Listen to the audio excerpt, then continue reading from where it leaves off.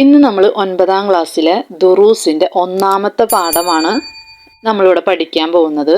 അപ്പോൾ എല്ലാവരും ടെക്സ്റ്റ് നിർത്തി വയ്ക്കുക. അപ്പോൾ ഓരോ വരിയുടെയും അർത്ഥം ഞാനിവിടെ വായിക്കാം. പാഠം 1.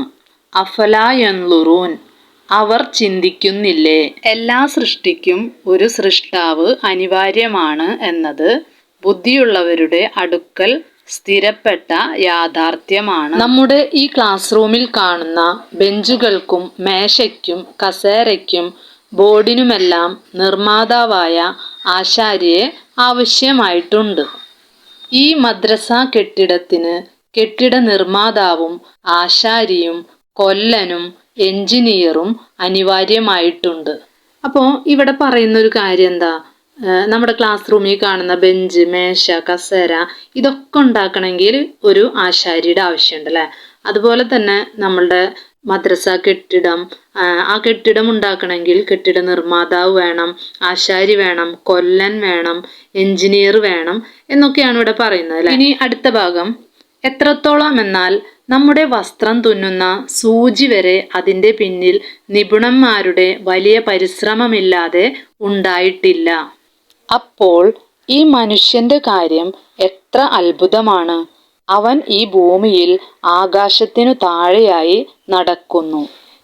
ഇവിടെ പറയുന്ന ഒരു കാര്യം, ഒരു ചെറിയൊരു സൂചി ഉണ്ടാക്കണമെങ്കിൽ പോലും വലിയൊരു പരിശ്രമം തന്നെ അതിൻ്റെ പുറകിലുണ്ട് എന്നുള്ളതാണ്. അപ്പോൾ ഇത്രയും മനുഷ്യനെ, ഇത്രയും വലിയ കഴിവുകളുള്ള മനുഷ്യനെ സൃഷ്ടിച്ചിട്ടുണ്ടെങ്കിൽ അതെത്രത്തോളം അത്ഭുതമാണ് എന്നാണ് ഈ ഒരു ഭാഗത്ത് പറയുന്നത്.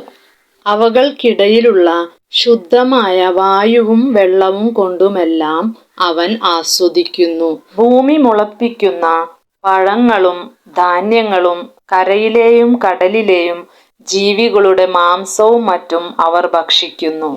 ഉറക്കം കൊണ്ട് വിശ്രമിക്കുകയും ഇവിടെയുള്ളതെല്ലാം അവൻ്റെ ആവശ്യത്തിനു വേണ്ടി ഉപയോഗിക്കുകയും ചെയ്യുന്നു. പക്ഷേ അവൻ ചുറ്റുപാടിലേക്ക് നോക്കുന്നില്ല. അവൻ ആസ്വദിക്കുന്നതിൽ ചിന്തിക്കുന്നില്ല. എങ്ങനെയാണ് ഇതുണ്ടായിട്ടുള്ളത്? എങ്ങനെയാണിത് നിലനിൽക്കുന്നത്? ആരാണ് ഇതിൻ്റെ പിന്നിൽ പ്രവർത്തിക്കുന്നത്? അപ്പോൾ ഇവിടെ പറയുന്നൊരു കാര്യം, ഭൂമിയിലുള്ള എല്ലാ വസ്തുക്കളും മനുഷ്യർ ഉപയോഗിക്കുന്നുണ്ട്. അതുപോലെ ഭൂമിയിലുള്ള സൗന്ദര്യമെല്ലാം മനുഷ്യർ ആസ്വദിക്കുന്നുണ്ട്. എന്നിട്ടും മനുഷ്യർ എന്തുകൊണ്ടാണ് ഇതിനെക്കുറിച്ച് ചിന്തിക്കാത്തതെന്ന്, ഇത് ഉണ്ടാക്കിയത് ആരാണ്, ഇതെല്ലാം എങ്ങനെയാണ് നിലനിൽക്കുന്നതെന്ന് മനുഷ്യൻ എന്തുകൊണ്ടാണ് ചിന്തിക്കാത്തതെന്നാണ് ഈ ഒരു വരികളിൽ പറയണത്.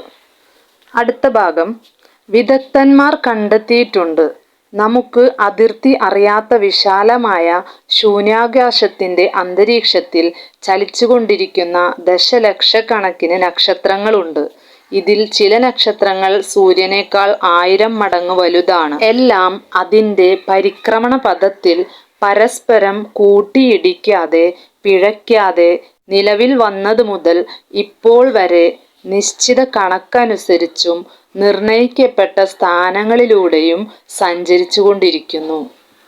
അപ്പോൾ ഈ ഒരു പാരഗ്രാഫിൽ പറയുന്ന ഒരു കാര്യം, നമ്മുടെ വിശാലമായ ശൂന്യാകാശത്ത് ചലിച്ചുകൊണ്ടിരിക്കുന്ന ദശലക്ഷക്കണക്കിന് നക്ഷത്രങ്ങളുണ്ടെന്നും അതിൽ സൂര്യനേക്കാൾ 1000 മടങ്ങുള്ള വലിപ്പമുള്ള നക്ഷത്രങ്ങളും അതിലുണ്ട്. പക്ഷെ ഇതെല്ലാം അതിൻ്റെ പരിക്രമണ പാതയിലൂടെ പരസ്പരം കൂട്ടിയിടിക്കാതെ ആ സൃഷ്ടിച്ച അന്ന് മുതൽ ഇന്ന് വരെ അതവിടെ സഞ്ചരിച്ചു കൊണ്ടിരിക്കുന്നു എന്നാണ് ഇവിടെ പറയുന്നത്. ആരാണിതിനെയെല്ലാം സൃഷ്ടിച്ചത്? ആരാണിതിനെയെല്ലാം ചലിപ്പിക്കുന്നതും നിയന്ത്രിക്കുന്നതും? അവനാണ് എല്ലാ വസ്തുവിനെയും സൃഷ്ടിച്ചതും കണക്കാക്കിയതും. അള്ളാഹുവിൻ്റെ സൃഷ്ടികളുടെ അത്ഭുതങ്ങളിൽ ചിന്തിക്കാനും വിചിന്തനം ചെയ്യാനും ധാരാളമായി അവൻ നമ്മെ പ്രേരിപ്പിക്കുന്നു. സൃഷ്ടാവിൻ്റെ കഴിവിലേക്ക് നാം എത്തിച്ചേരാൻ വേണ്ടിയാണിത്. നിശ്ചയമായും അവൻ ജീവിപ്പിക്കുകയും മരിപ്പിക്കുകയും സൃഷ്ടിപ്പിനെ തുടങ്ങുകയും പുനർജീവിപ്പിക്കുകയും ചെയ്യുന്നവനാണ്. അവൻ എല്ലാത്തിനും കഴിവുള്ളവനാണ്. എങ്ങനെയാണ് ഒട്ടകം സൃഷ്ടിക്കപ്പെടുന്നതും ആകാശം ഉയർത്തപ്പെട്ടതെന്നും പർവ്വതങ്ങൾ പൊക്കി നിർത്തപ്പെട്ടതെന്നും ഭൂമി വിശാലമാക്കപ്പെട്ടതെന്നും നിഷേധികൾ ചിന്തിച്ചു നോക്കുന്നില്ലേ? അപ്പോൾ ഇതാണ് നമ്മുടെ പാഠഭാഗം. അപ്പോൾ ഇവിടെ അള്ളാഹുവിൻ്റെ കഴിവുകളെ കുറിച്ചാണ് ഈ ഒരു ഭാഗത്ത് പറഞ്ഞിട്ടുള്ളത്.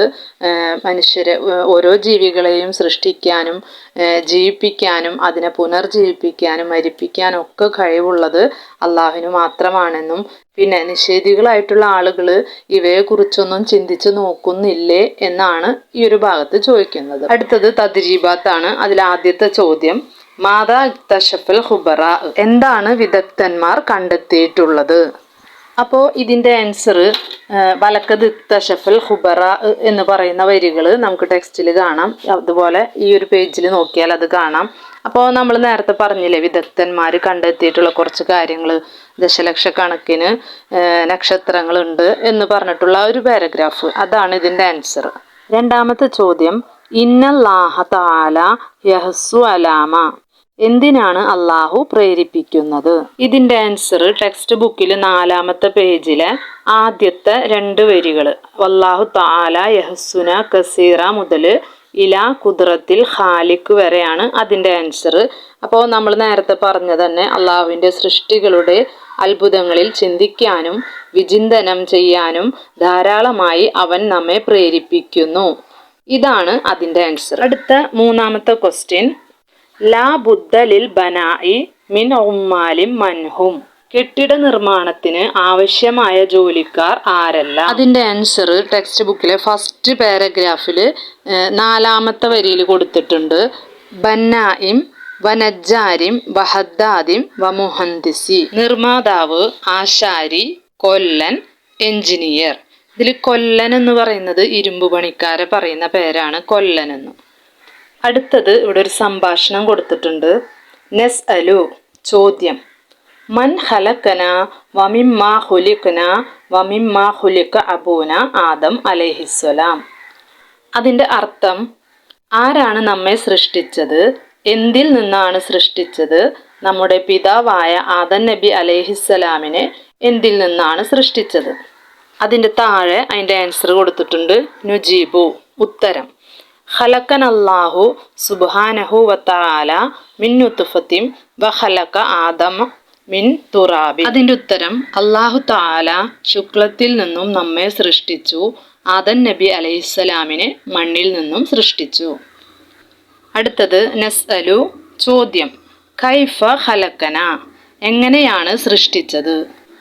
അതിൻ്റെ ആൻസർ, ഖലഖ അവ്വലൻ നുത്ഫതൻ സുമ്മ ജഅലഹു ഫീ റഹിമി ഉമ്മിന സുമ്മ ജഅലഹു അലഖതൻ സുമ്മ മുളഅതൻ സുമ്മ സയ്യറൽ മുളഅത ഇലാമൻ സുമ്മ കസൽ ഇലാമ ലഹ്മൻ സുമ്മ നഫഖ ഫീഹി റൂഹ ഫജഅൽന ഇൻസാന. അതിൻ്റെ ഉത്തരം, ആദ്യം അവൻ ശുക്ലത്തെ സൃഷ്ടിച്ചു, എന്നിട്ടതിനെ നമ്മുടെ ഉമ്മയുടെ ഗർഭപാത്രത്തിലാക്കി, ശേഷം രക്തപിണ്ഡമാക്കി, പിന്നീട് മാംസപിണ്ഡവും, അങ്ങനെ ആ മാംസപിണ്ഡത്തെ എല്ലുകളാക്കുകയും എല്ലുകളെ മാംസം കൊണ്ട് പൊതിയുകയും എന്നിട്ടതിൽ റൂഹിനെ ഊതുകയും നമ്മളെ മനുഷ്യരാക്കുകയും ചെയ്തു.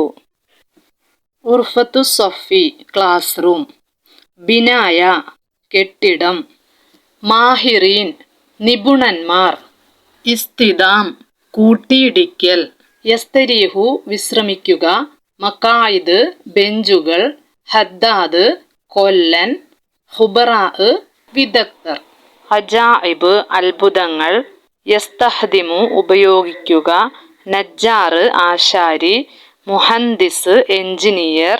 മലായിൻ, ദശലക്ഷം. ഫലക്ക്, പരിക്രമണപഥം. ഇക്തശഫ, കണ്ടെത്തുക. അപ്പോൾ ക്ലാസ്സിനെ കുറിച്ചുള്ള നിങ്ങളുടെ അഭിപ്രായങ്ങൾ കമൻറ്റിലിടുക. അതുപോലെ നമ്മുടെ ചാനൽ ഇഷ്ടപ്പെട്ടാൽ സബ്സ്ക്രൈബ് ചെയ്യുക.